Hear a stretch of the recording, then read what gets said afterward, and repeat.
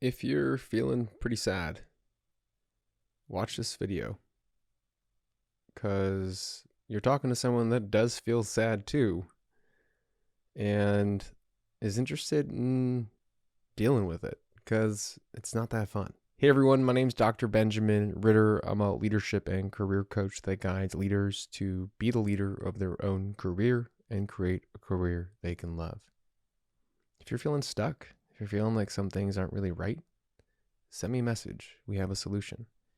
We worked with hundreds of leaders across the globe and tens of thousands of leaders through our workshops and virtual events. We know what works. Okay, so I admitted in that intro, I'm feeling kind of sad today. And what I've noticed with clients and even instinctually with myself, that we feel sad, we're quick to label it as sad and quick to lean into the sadness, which means that I'm pushing myself away from things I know that are going to keep me happy. I'm not as productive. I maybe also feel a little guilty about how I feel, about what I'm not doing. And these are not productive ways to deal with emotions, especially ones that we might not want to deal with. And that's actually the problem, the fact that we don't want to deal with them. So we're quick to label sadness as something bad. It is something negative that we're experiencing that we don't want to feel. And our brains don't like things that are bad. We push away from them. We don't focus on them. We don't examine them.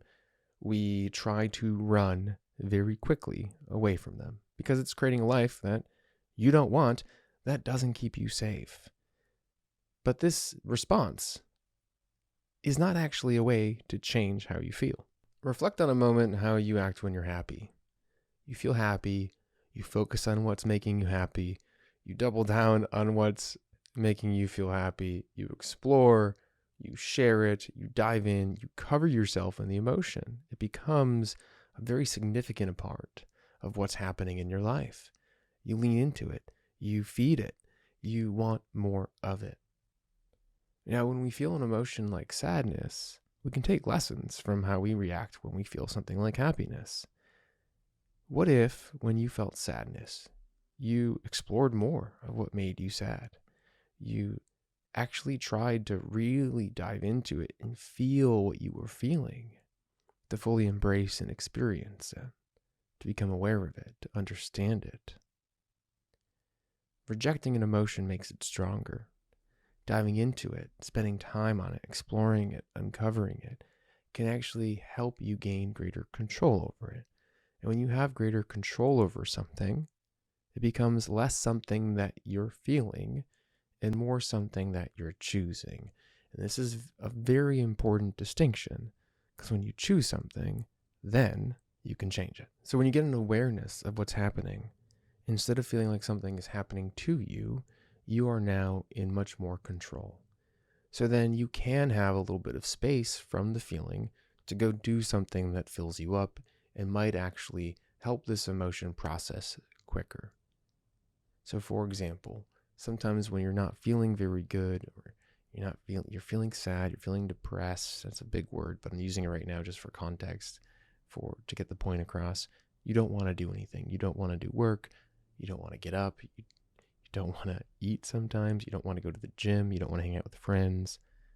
If you explore the emotion, understand it, maybe share it with somebody too, you're more likely to build a little bit of a gap to help you take that first step to doing something that is actually going to bring you positive energy in your life. Because after you understand your emotion, after you explore it, after you face it, then what you want to do is actually incorporate your life with things that do fill you up, that do make you happy.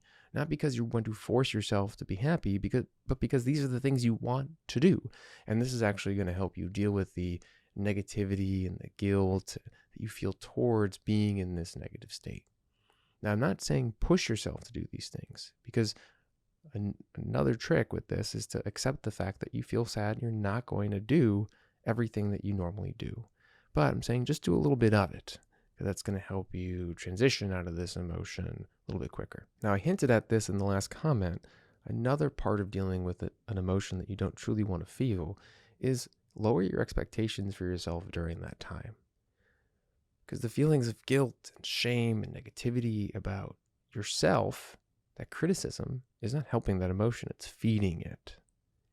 So lower your expectations of, oh, maybe I'm not going to go to the gym for an hour and a half, or maybe I'm going to go to the gym for 20 minutes and just kind of hang out, do some stretches, do what I need to do to keep the routine going, to give myself a little bit of dopamine, but not pressure myself and feel bad about what I'm capable of doing right now.